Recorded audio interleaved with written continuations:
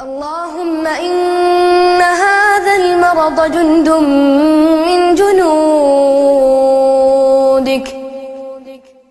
تصيب به من تشاء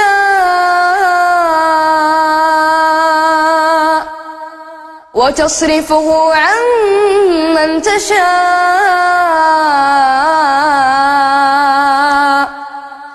اللهم فاصرفه عنا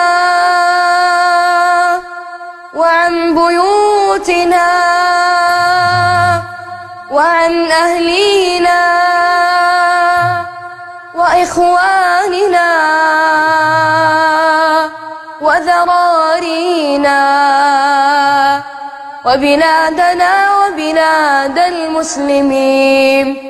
اللهم إنا نستودعك بلاد الحرمين، نستودعك سماءها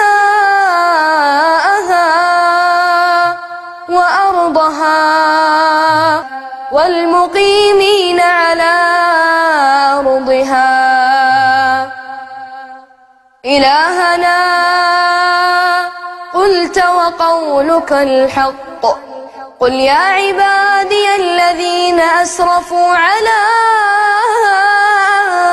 أنفسهم لا تقنطوا من رحمة الله. إلهنا ما قنطنا من رحمتك، إنك تغفر الذنوب جميعا. تحصنا بذي العزة والجبروت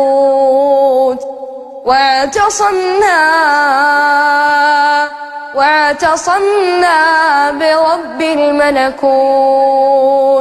إلهنا استجب دعاءنا. وصلى اللهم وسلم على نبينا محمد وعلى آله وصحبه وسلم. وآخر دعوانا أن